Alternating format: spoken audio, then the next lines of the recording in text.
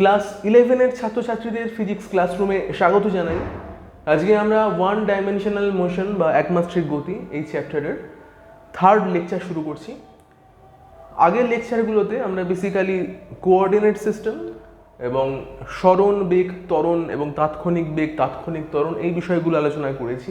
আজকের ক্লাসে যেটা হবে সেটা হচ্ছে যে আমরা গ্রাফ নিয়ে আলোচনা করব। তোমরা জানো যে এই চ্যাপ্টারে যে গ্রাফগুলো রয়েছে সেগুলো হচ্ছে তোমার সরণ সময় লেখচিত্র, বেগ সময় লেখচিত্র বা ত্বরণ সময় লেখচিত্র, এই সমস্ত গ্রাফগুলো রয়েছে। তো কি করে আমরা গ্রাফগুলোকে আঁকবো সেইটা বেসিক্যালি আজকের লেকচারে শেখাবো। তো পুরো ভিডিওটা দেখার চেষ্টা করো, খুব ইজি ওয়েতে আমরা দেখবো যে কিভাবে কিন্তু গ্রাফগুলো আঁকা যায়। তো সবার শুরুতেই যেটা আমরা এখানে দেখাবো সেটা হচ্ছে যে কি করে গ্রাফ আঁকতে হয়। তোমরা ক্লাস 9-তে কিন্তু গ্রাফ এঁকেছো, সেটা তোমাদের একটা গ্রাফের ছক্কাটা শিট দেওয়া হতো, সেখানে গ্রাফ এঁকেছো। কিন্তু এমনি সাদা কাগজে কি করে তোমরা গ্রাফ আঁকবে সেটাই বেসিক্যালি আমরা শেখাবো। তো আমাদের এই ফিজিক্সে মেনলি দেখবে যে দু রকমের গ্রাফ আঁকতে হবে। তো সেটাই বলি যে মেন দু রকম গ্রাফ আমরা আঁকবো। সেটা হচ্ছে প্রথম সেটা হচ্ছে স্ট্রেট লাইন। স্ট্রেট লাইন বা যাকে আমরা বাংলায় বলি সরল রেখা। ফিজিক্সের বেশিরভাগ ক্ষেত্রে বেশিরভাগ গ্রাফে তোমরা দেখবে যে আমাদের কিন্তু একটা স্ট্রেট লাইনের গ্রাফ দেখানো হবে। তো কোন ইকুয়েশন থাকলে আমরা কিন্তু স্ট্রেট লাইন আঁকবো সেটা আমাদের শিখে নেওয়াটা ভীষণ গুরুত্বপূর্ণ। তো স্ট্রেট লাইন ইকুয়েশন কি হয় দেখো, ইকুয়েশনটা হচ্ছে y = mx + c। এটা হচ্ছে কিন্তু একটা সরল রেখার সমীকরণ। এটা তোমাদের অঙ্কে রয়েছে, ক্লাস 11-এরই অঙ্কে রয়েছে। সেটা তোমরা পরবর্তীকালে যখন অঙ্কে শিখবে তো সেটা তো অনেক পরের কথা, অঙ্কে যখন শেখানো হবে, কিন্তু আমাদের ফিজিক্স এটা অনেক আগে লাগে, সেই জন্য আগে থেকেই শেখানো হচ্ছে যে এই ইকুয়েশনটা y = mx + c এটা একটা সরল রেখার সমীকরণ। তো কি বলছে এই জিনিসটা দিয়ে সেটা আগে দেখব। তো ধরো আমাদের কাছে একটা গ্রাফ রয়েছে, আমরা এখানে y ভার্সেস x এর গ্রাফ করছি। y ভার্সেস x এই গ্রাফ করা হচ্ছে। তো এখানে আমাদের এই y আর x তো বুঝতে পারছো যে এই ইকুয়েশন যেটা রয়েছে y = mx + c, তার y হচ্ছে এই yটা আর x হচ্ছে এই xটা। তাহলে বাকি mটা কি আর cটা কি এটা আমাদের বুঝতে হবে। তো এই ইকুয়েশনের গ্রাফ দেখতে হয় এই রকম টাইপের। এটা আমরা একটা সরল রেখা এখানে ছবিতে দেখালাম।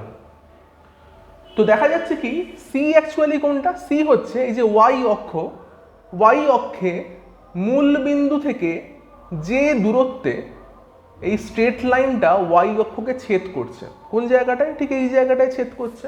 আবার বলছি, সরল রেখাটা y অক্ষের উপর যে বিন্দুতে ছেদ করেছে সেই বিন্দুটা থেকে ও বা মূল বিন্দু তার যে দূরত্ব, সেই দূরত্বকে আমরা নাম দিচ্ছি c। এটা হচ্ছে সেই c হলো। আর এমটা কি? এমটা হচ্ছে এই যে সরল রেখাটা আমরা আঁকলাম, সেই সরল রেখার নতিকে আমরা বলবো এম। যদি আমরা এখানে এক্স এর প্যারালালে একটা লাইন টানি, এখানে যদি আমরা একটা অ্যাঙ্গেল টেনে দিই, এই অ্যাঙ্গেলটাকে মনে করে নাও থিটা। যদি এমন হয় তো সেখানে আমরা বলতে পারবো যে tan of থিটা সেটা যা হবে সেটা হচ্ছে এম এর মান। tan of থিটা যেটা হবে সেটা হচ্ছে এম এর মান। তো আমরা এম কে নাম দিচ্ছি স্লোপ, বাংলায় বলছি নতি। অর্থাৎ এই যে স্ট্রেট লাইনটা টানলাম, সেই স্ট্রেট লাইনটা এক্স অক্ষের সঙ্গে কত কোণ করে থাকবে সেটা এম এর ওপর ডিপেন্ড করে। এম এর মান যদি চেঞ্জ হয় সেক্ষেত্রে কিন্তু এই কোণটা চেঞ্জ হবে। মানে এমন হতেই পারে সরল রেখাটা এরকম না হয়ে এরকম কিছু হলো। মানে আমি বলতে চাইছি সরল রেখাটা হয়তো এইটা একটা এরম টাইপের সরল রেখা হলো, হতেই পারে। সেক্ষেত্রে অ্যাঙ্গেলটা কমে গেল, আগের অ্যাঙ্গেলটার থেকে এই অ্যাঙ্গেলটা কম। বা সরল রেখাটা হয়তো বেড়ে গেছে আগের থেকে, তাহলে এখন অ্যাঙ্গেলটা কি আগের থেকে বেশি, এই রকমটা হতে পারে। সেটা এম এর ওপর ডিপেন্ড করে। এই কোণটা কত হবে সেটা ডিপেন্ড করবে এম এর উপরে। আর সি এর ওপর ডিপেন্ড করবে যে এই লাইনটা, এই যে সরল রেখাটা টেনেছি, সেটা ওয়াই অক্ষের উপরে কোথায় এসে মিট করবে। এটা এম আর সি এর কাজ। তো তাহলে চিন্তা করো, তোমাদের একটা ইকুয়েশন ধরো দিয়ে দিয়েছে যে y = 2x + 5। এরকম ইকুয়েশন তোমরা ক্লাস 9-এ অনেক পড়েছো। তোমাদের একটা গ্রাফের শিট দেওয়া হতো, গ্রাফ পেপার দেওয়া হতো, সেখানে বলতো যে এই ইকুয়েশন থেকে y এর সঙ্গে x এর গ্রাফ এঁকে দেখাও। তো তোমরা কি করতে, সেখানে তোমরা একটা ছক বানাতে, সেখানে তোমরা এক্স আর ওয়াই নিয়ে ছক করতে, যে এক্স 0 হলে ওয়াই কত, এক্স 0 হলে কত, ওয়াই তাহলে 5, এক্স 1 হলে ওয়াই কত 7। এরকমভাবে তোমরা কিন্তু একটা ছক বানিয়ে গ্রাফের বিভিন্ন পয়েন্টে বসাতে, যে এক্স 0 হলে 5 সে একটা পয়েন্ট করতে, এক্স 1 হলে 7 একটা পয়েন্ট করতে, এরকম করতে করতে দেখা যেত যেটা যে এই মূলবিন্দুগামী যে সরল রেখাটা বা যাই হোক মানে যে কোনো একটা সরল রেখা যেটা আমাদের এই বিন্দুগুলোকে টাচ করে যাবে, সেই সরল রেখাটাই আমরা বলতাম যে হ্যাঁ এইটা আমাদের এই y = 2x + 5 তার গ্রাফ নির্দেশ করছে। এরকমভাবে করতাম, আশা করি মনে করতে পারছো। আমি ছোট্ট করে একটু দেখাচ্ছি কি করতাম আমরা করতাম কি, এক্স ওয়াই থাকতো আমাদের, আমরা বলতাম এক্স যখন 0 তাহলে ওয়াই কত আমাদের 5, এক্স যখন 1 এটা 0 1 2 3 এরকম করে করতে না, এক্স 1 যখন তখন কত হচ্ছে, এক্স তখন কত, এক্স 1 ওয়াই কত 7 মানে ধরো আরও ওপরে এরকম জায়গাতে 7, এক্স যখন 2 হলে কত, 2 × 2 4 + 5 তাহলে 9 হচ্ছে, তাহলে আরও উপরে এরকম জায়গাতে আমরা দেখাতাম। এইভাবে আমরা করতাম কি, একটা স্ট্রেট লাইন টানতাম, সেখানে যে লাইনটা টানতাম সেটাকেই আমরা বলতাম সরলরেখার সমীকরণ। এবার থেকে কি করব আমরা কিন্তু আর এইভাবে এরকম ছক কেটে এক্স ওয়াই এর মান আর দেখার আমাদের দরকার নেই। আমরা বুঝে যাব যদি যে কোনো সমীকরণ তোমায় দিক, সেটা যদি এরকম y = mx + c তার মতো যদি দেখতে হয়, যে কোনো ইকুয়েশন, এটা হতে পারে বা হতে পারে তোমায় দিয়েছে y = যা খুশি ধরে নাও দিয়েছে 100x + 99, ধরো এমন দিয়েছে, তো সেটা দেখতে এরকম কিছু y = mx + c এর মতোই দেখতে। তো সঙ্গে সঙ্গে আমরা কি করব, আমাদের কাজ হচ্ছে যে এরকম সেটা স্ট্রেট লাইনই হবে, সেটা আমরা কিন্তু আগে থেকেই বুঝতে পেরে যাব। তো সেক্ষেত্রে ধরো আমরা যদি এই y = 2x + 5 এর গ্রাফ আঁকতে চাই, আমাদের তাহলে কি দেখাতে হবে, আমরা করব কি, আমাদের কাজ হবে y ভার্সেস x দেখানো, একটা সরল রেখা আগেই টেনে ফেলা, টেনে এই 5টা কি, 5টা হচ্ছে আমাদের c, তাহলে c কি ছিল, c হচ্ছে মূলবিন্দু থেকে কত উপরে এই সরল রেখাটা y অক্ষকে কাট করেছে সেই দূরত্বটা, তাহলে এই দূরত্বটুকু কত হওয়া উচিত, নিশ্চয়ই 5 হওয়া উচিত, কারণ সেটা c, এই দূরত্বটা তাহলে 5। আর কি নির্দেশ করছে এটা যে এই গ্রাফটা যে নতি, যে থিটা যেটা, তো সেই ট্যান থিটা যদি আমরা করি, যত অ্যাঙ্গেল করেছে গ্রাফটা এক্স অক্ষের সঙ্গে, ট্যান অফ সেই অ্যাঙ্গেলটা সেটা ইকুয়াল কি হবে, 2 হবে। তাহলে থিটা কত কোণ হচ্ছে ট্যান ইনভার্স 2।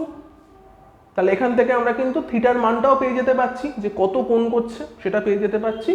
আর এই 5 যেটা, এটাকে আমরা বলি ছেদিতাংশ, ছেদ করেছে তাই জন্য নাম হয়েছে ছেদিতাংশ, সেই জন্য সেটা কত, সেটা হচ্ছে 5।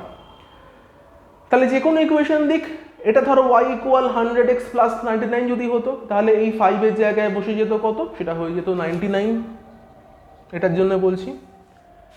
এটার জন্য m কত, 100 হতো, তাহলে ট্যান থিটা কত হতো, 100 হতো, তাহলে থিটা কত হতো, ট্যান ইনভার্স 100। তাহলে এরম টাইপের যে কোনো ইকুয়েশন দিক না কেন, আমরা সবসময় দেখব যে এই ইকুয়েশনটা, এই বেসিক ইকুয়েশনটা y = mx + c তার মতো দেখতে হচ্ছে কিনা। যদি তার মতো দেখতে হয় তাহলে সঙ্গে সঙ্গে আমরা কি বলবো, যে এটা সরল রেখাই হবে। এরকম ইকুয়েশন দেখা মানেই সেটা সরল রেখাই হবে। আশা করি বোঝাতে পারলাম। তো এবার যেটা করবো সেটা হচ্ছে যে যদি ধরো যে আমাদের m এর মান এবং c এর মান যদি 0 থাকে, তো সেক্ষেত্রে কি হতে পারে এই গ্রাফের, তাহলে সেক্ষেত্রে কি হবে সেটা আসছে। যে হতেই পারে যে m এর মান 0 বা c এর মান 0, এরকমটা হতেই পারে। তো সেক্ষেত্রে আমরা কি করব, দেখো যদি এরকম হয় যে এই ইকুয়েশনটার মধ্যে y = mx + c এর মধ্যে m তোমার ধরো 0 দিয়েছে, তো m 0 দেওয়া মানে কি, mx পার্টটা 0 হয়ে যাওয়া, সেক্ষেত্রে y = c হবে। তো তখন গ্রাফ কেমন হবে, তখন y ভার্সেস x যে গ্রাফ হচ্ছে সেই গ্রাফটা কিন্তু হবে এরকম। অবশ্যই স্ট্রেট লাইন হবে, কোথায় ছেদ করবে, মূলবিন্দুর থেকে c দূরত্বে ছেদ করবে। নতি কত, যেহেতু m জিনিসটাই নেই তাই নতি 0 হবে, নতি 0 মানে থিটা 0, থিটা 0 হলে ট্যান থিটাও 0, mও 0, থিটা 0 হওয়া মানে ট্যান থিটাও 0 হওয়া, mটাও 0 হওয়া। তো m 0 মানে বুঝতে পারলে থিটা 0 মানে x এর সঙ্গে কোনো কোণ করবে না, তাহলে সেটা একটা সরল রেখা দেবে। হলো ওয়াই ইকুয়াল সি হলে এই জিনিসটা হবে, মানে ওয়াই ইকুয়াল কোনো একটা কনস্ট্যান্ট, সেটা হতে পারে ধরো ইকুয়েশন দিল ওয়াই ইকুয়াল ধরো 5 এরম দিয়েছে, তাহলে গ্রাফ কেমন হবে, জাস্ট 5 পয়েন্ট থেকে আমরা স্ট্রেট লাইন টেনে দেবো, যদি 100 হয় 100 থেকে স্ট্রেট লাইন টেনে দেবো এই জিনিসটা। তাহলে এই একটা কেস হতে পারে। আরেকটা কেস যেটা হতে পারে সেটা হচ্ছে এই ইকুয়েশনেরই সি যেটা রয়েছে Y equal M X plus C, তার মধ্যে ধরো রয়েছে সি যে পার্টটা সেটা 0 দিয়েছে, তাহলে কি রইল, ওয়াই ইকুয়াল এম এক্স রইল, সি নেই, সি 0, তাহলে যে গ্রাফটা থাকছে সেই গ্রাফে কি হয়েছে দেখো, ওয়াই ভার্সেস এক্স গ্রাফে যে স্ট্রেট লাইনটা পাচ্ছ সেটা এরকম টাইপের স্ট্রেট লাইন হবে, অর্থাৎ মূল বিন্দুগামী, মূল বিন্দু থেকে স্ট্রেট লাইনটা উঠছে, তার কারণ ওর কোনো সি নেই। সি না থাকা মানে কি, এই পয়েন্টটা কোথায় চলে আসছে, মূল বিন্দুতে চলে আসছে, সেই জন্য গ্রাফটা মূল বিন্দুগামী হবে। তাহলে এরকম যে কোনো ইকুয়েশন যখনই পাবো আমরা সি বাদ, সি নেই, ওয়াই ইকুয়াল এম এক্স টাইপের রয়েছে, আমরা কিন্তু মূল বিন্দু থেকে এই লাইনটাকে দেখাবো। তো এইটাই ছিল সরলরেখার সমীকরণ এবং তার জন্য কি কি গ্রাফ হতে পারে। তো মেনলি 3টে গ্রাফ আমরা দেখলাম, একটা হচ্ছে Y equal M X plus C, Y equal M X plus C, তার গ্রাফ দেখলে একটা ওয়াই ভার্সেস এক্স গ্রাফ কেমন হবে, এরকম টাইপের গ্রাফ হবে, যেখানে সি রয়েছে আর এম রয়েছে, এই দুটোই রয়েছে, হতে পারে। হতে পারে এম 0 শুধু সি রয়েছে, সেক্ষেত্রে গ্রাফ হবে এটা, বা হতে পারে সি 0 এম রয়েছে, তো সেক্ষেত্রে হতে পারে এই জিনিসটা। তাহলে এরকম গ্রাফ আশা করছি তোমরা করতে পারবে। তো এবার আমরা চলে আসছি সেটা হচ্ছে যে এরকম টাইপের গ্রাফ আমরা কোথায় কোথায় ইউজ করব, সেই জিনিসটাই চলে আসি। যে আমরা যে পড়াশোনাটা করছিলাম একমাত্রিক গতি, সেখানে এই ধরনের গ্রাফ আমরা কোথায় ইউজ করব, আমাদের কোথায় এই ধরনের গ্রাফ লাগতে পারে, সেটাই চলে আসছে।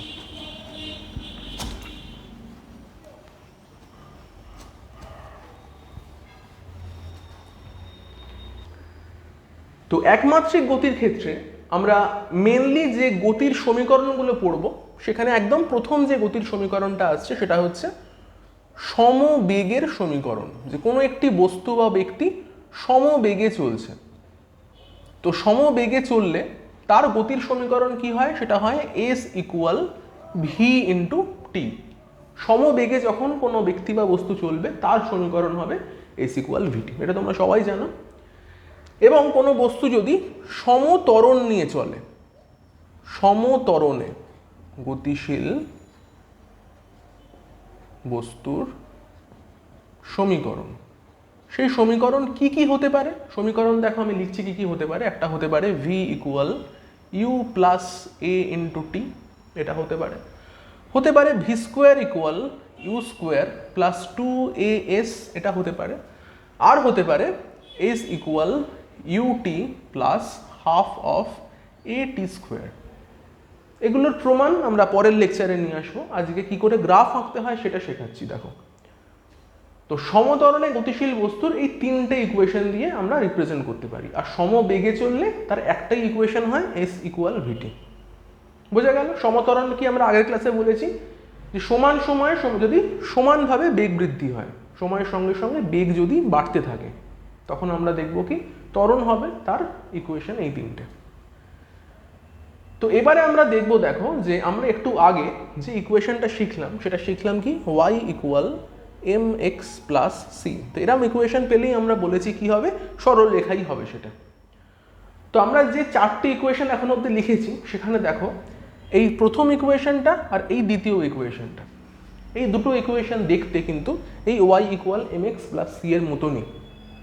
কী করে বুঝবে, দেখো রয়েছে কি, এর সঙ্গে ম্যাচ করাও এস ইকুয়াল ভিটি প্লাস 0, ম্যাচ করেছে, যেখানে এসটা ওয়াই এর মতো, ভিটা এম এর মতো, টিটা এক্স এর মতো আচরণ করে এবং সিটা নেই, সিটা 0 আছে। আর এই ইকুয়েশনটা ত্বরণযুক্ত যে সমীকরণ তার প্রথম ইকুয়েশন যেটা, সেটা হচ্ছে কি আছে দেখো, ভি ইকুয়াল এটি প্লাস ইউ, যেখানে ভিটা ওয়াই এর মতো, এটা এম এর মতো, টিটা এক্স এর মতো এবং ইউটা সি এর মতো আচরণ করে। এবং বাকি যে দুটো সমীকরণ রয়েছে সেখানে দেখো স্কোয়ার রয়েছে, স্কোয়ার ফর্ম আছে, এখানেও ভি স্কোয়ার রয়েছে, আর লাস্ট ইকুয়েশনটাতেও টি এর স্কোয়ার রয়েছে। তাহলে স্কোয়ার ইকুয়েশন যখন থাকবে সেটা কিন্তু Y equal M X plus C এর মতো নয়, তাই এই দুটো ইকুয়েশনকে আপাতত আমরা বাদ দিচ্ছি। তাহলে এই দুটো ইকুয়েশন কিন্তু কখনোই স্ট্রেট লাইন ইকুয়েশন হবে না, স্ট্রেট লাইন গ্রাফ কোনোদিন হবে না এই দুটো ইকুয়েশন। স্ট্রেট লাইন কারা হবে? শুধু এই দুটো হবে, এই দুটো দিয়ে আমরা স্ট্রেট লাইন ড্র করতে পারবো, বা গ্রাফে স্ট্রেট লাইনই হয়, এই দুটো দিয়ে হবে না। বোঝা গেছে? তো চলো এঁকে ফেলি এই প্রথম যেটা রয়েছে, প্রথম ইকুয়েশনটা। তো সেখানে আমরা কি করব? আমরা জানি y এর সঙ্গে x এর গ্রাফ করতে হয়, এবং কি হয় সেখানে আমরা একটা স্ট্রেট লাইন টানি, c হয় m হয়, এই তো হয়। তো এবার দেখো এখানে কি রয়েছে, s ইকুয়াল vt রয়েছে, তাহলে y এর জায়গাতে আমরা s দিয়ে রিপ্লেস করে দিতে পারছি, s লিখলাম। x এর জায়গায় t দিয়ে রিপ্লেস করে দিতে পারছি, t লিখলাম। c টা কি আছে? 0 আছে, তাহলে c0 মানে এর c থাকবে না, মূলবিন্দুগামী সরলরেখা হবে, একটু আগেই বললাম। তাহলে c যার নেই সেই সরলরেখাটা কি হয়? মূলবিন্দুগামী হয়, সরলরেখাটা মূলবিন্দুগামী হয়। একটু ভালো করে আঁকি।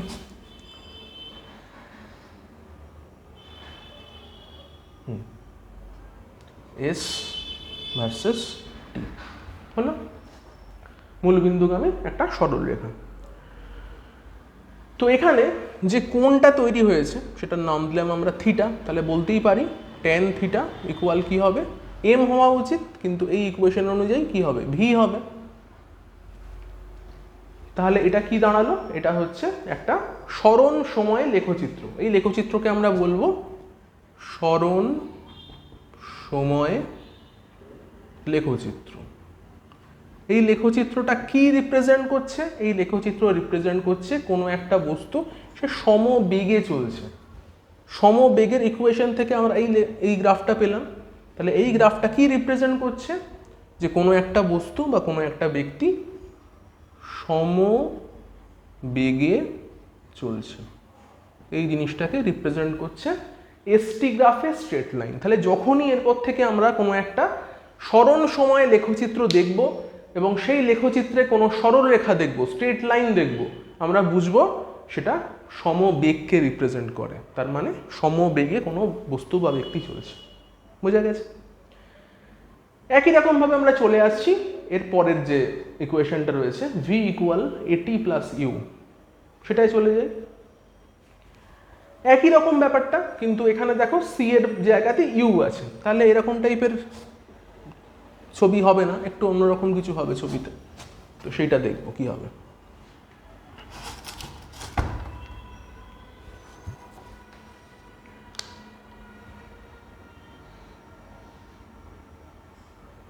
তো এখানে কি করছি দেখো, ওয়াই এর জায়গাতে আমরা লিখছি ভি, আচ্ছা আমরা এক্স এর জায়গায় লিখছি টি, আর আবার একটা স্ট্রেট লাইন আঁকছি যেটা ছেদ করছে ভি অক্ষকে।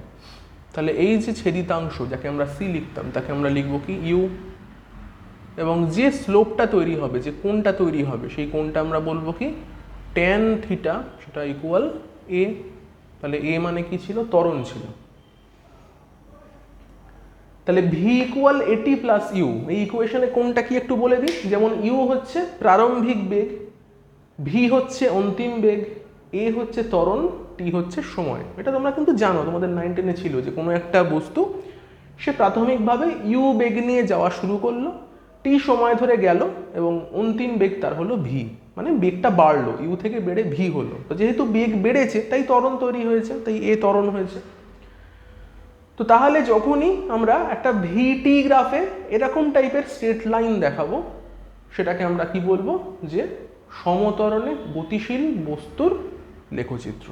তাহলে এখানে কি গ্রাফ দেখালাম? এটাকে আমরা বলছি বেগ সময় লেখচিত্র। তাহলে এটা হচ্ছে বেগ সময় লেখচিত্র। এখানে আমরা কি বলছি?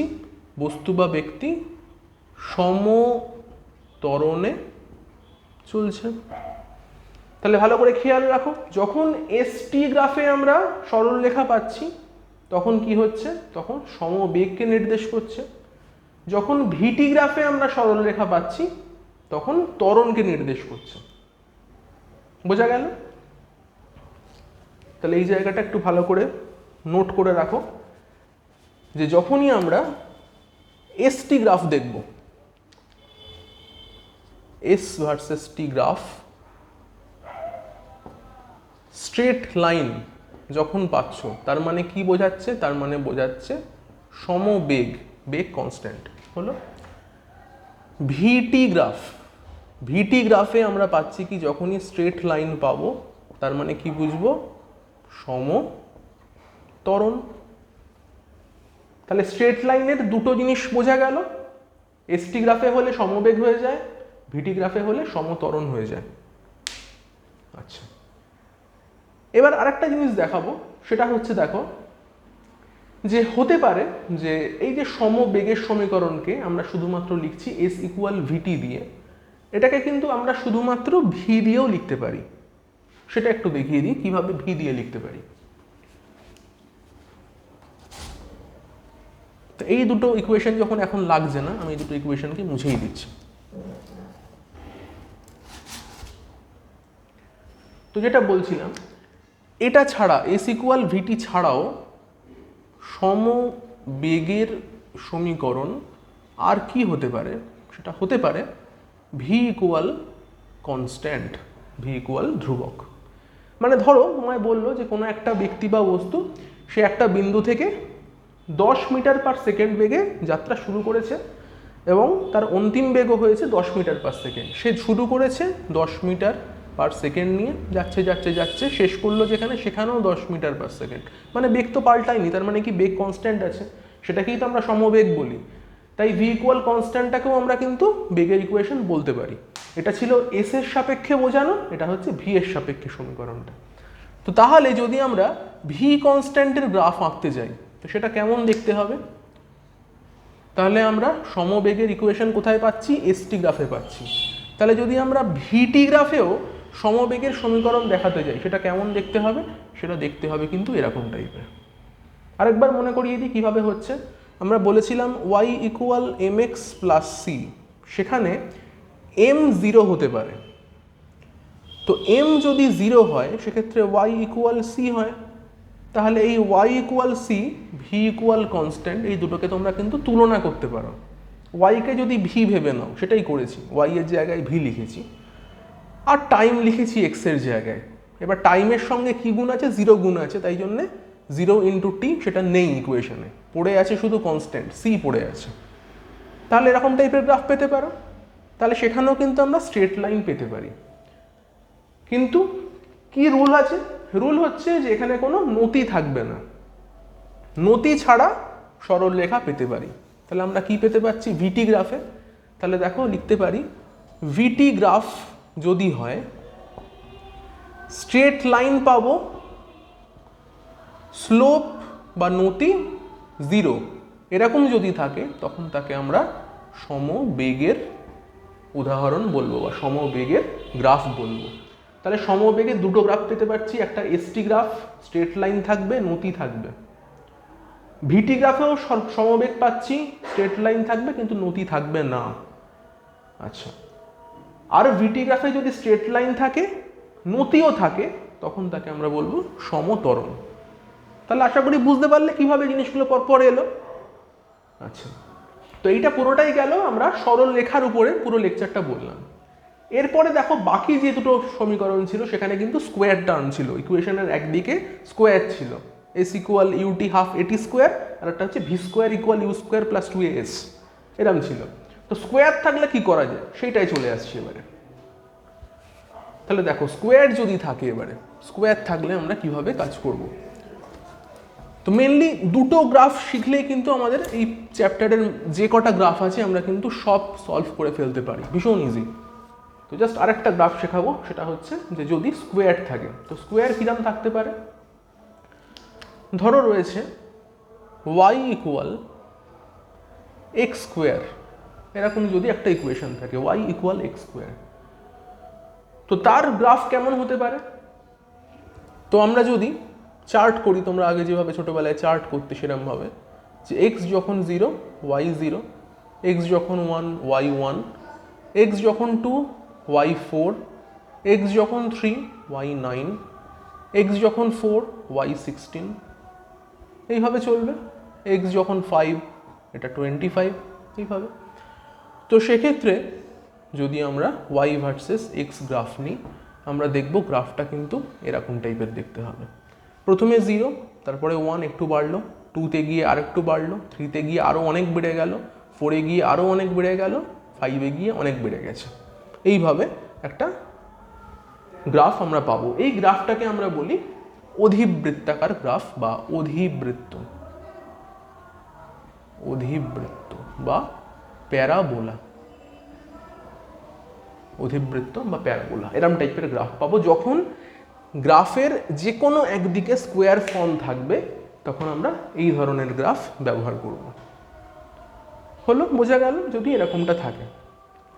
তো আমরা যে বাকি ইকুয়েশনগুলো দেখছিলাম যে ত্বরণযুক্ত অবস্থার ক্ষেত্রে সমবেগে কিন্তু হবে না, ত্বরণযুক্ত অবস্থার ক্ষেত্রে ত্বরণযুক্ত গতি, সেক্ষেত্রে সমীকরণ কি কি পেলে V square equal U square plus 2as, আর একটা পেয়েছো S equal UT plus half A T square, এরকম দুটো ইকুয়েশন পেয়েছো। তো সেক্ষেত্রে তাহলে আমরা যদি এই ওয়াই ইকুয়াল এক্স স্কোয়ার এই ফর্মটাকে চিন্তা করি, তো সেক্ষেত্রে আমরা কেমন টাইপের ইকুয়েশন পেতে পারি, এই জায়গাটা বুঝলাম। আমরা দেখো এখান থেকে প্রথমে এই ভি স্কোয়ারের সঙ্গে এস যদি এরকম টাইপের ইকুয়েশন নিই, তো সেক্ষেত্রে কেমন ইকুয়েশন পাবো। আমরা বাকি ইউ স্কোয়ারকে ধরছি না, মনে করো ইউ স্কোয়ারটা নেই, মানে প্রারম্ভিক বেগ 0 এরকমটা ভেবে নেওয়া যায়। ইউ 0 ধরো ভেবে নাও, তো ইউ যদি 0 হয় সেক্ষেত্রে গ্রাফটা কি দাঁড়ায় ভি স্কোয়ার ইকুয়াল 2as, মনে করো ইউটা নেই, প্রারম্ভিক বেগ 0 হয়ে গেছে। তো সেক্ষেত্রে 2a টার্মটা কনস্ট্যান্ট, ত্বরণ তো কনস্ট্যান্ট, কারণ সমত্বরণ বলেছে, সমত্বরণ হয়েছে এই জায়গাটাতে, সমত্বরণযুক্ত, তো ত্বরণ কনস্ট্যান্ট থাকে। তাহলে ভি স্কোয়ার ইকুয়াল এস দেখতে কেমন, ওয়াই ইকুয়াল এক্স স্কোয়ারের মতো। তাহলে ভি স্কোয়ারকে আমরা তুলনা করছি এক্স এর সঙ্গে, এক্স স্কোয়ারের সঙ্গে, এসকে তুলনা করছি ওয়াই এর সঙ্গে, তাহলে গ্রাফটা কি দাঁড়াবে এস ভার্সেস ভি। তা আমরা তাহলে নিশ্চয়ই এরকম টাইপের একটা গ্রাফ এঁকে দিতেই পারি, ঠিক এখানে যেরকম পেয়েছি সেরকম দুটো ইকুয়েশনকে ম্যাচ করিয়ে। আবার কি রয়েছে, আবার রয়েছে S equal UT plus half AT square, সেখানেও আমরা বলতে পারি প্রারম্ভিক বেগ 0, ইউ 0, তাহলে ইউটিটা 0 হয়ে যায়, তাহলে কি পড়ে থাকে S equal half AT square পড়ে থাকে। তো সেখানেও যদি আমরা আরেকটা গ্রাফটা নিই, দেখো এস সেখানে ওয়াই এর মতো আছে, এক্স সেখানে টি এর মতো আছে, তাহলে সেখানেও কিন্তু এরকম টাইপের গ্রাফ আমরা পেতেই পারি। তো এই গ্রাফগুলো কি রিপ্রেজেন্ট করছে, এখানে আমরা একটা এসভি গ্রাফ পেলাম, সরণ ভার্সেস বেগ গ্রাফ পেলাম, আর একটা সরণ ভার্সেস সময় গ্রাফ পেলাম। তো দুটো গ্রাফই এখানে কিন্তু প্যারাবোলা দেখাচ্ছে, সো অধিবৃত্তাকার একটা গ্রাফ এখানে দেখাচ্ছে। তো ত্বরণযুক্ত ক্ষেত্রগুলোতে বেশিরভাগ ক্ষেত্রেই আমরা দেখব যেটা হবে যে এসটি গ্রাফে কিন্তু অধিবৃত্ত হয়। তো বোঝাতে পারলাম আশা করি কিভাবে আমরা জিনিসটাকে দেখি। আমরা মেনলি দুটো ইকুয়েশন পেলাম, Y equal M X plus C, আর একটা হচ্ছে ওয়াই ইকুয়াল এক্স স্কোয়ার। তো সেই দুটো গ্রাফ দিয়ে মোটামুটি কিন্তু সব ইকুয়েশনকে গ্রাফে রিপ্রেজেন্ট করা যায়। তো ছোট্ট করে একটা জিস্ট করে দেবো যে পরপর কিভাবে আমরা খুব সহজে ব্যাপারটাকে মনে রাখতে পারি।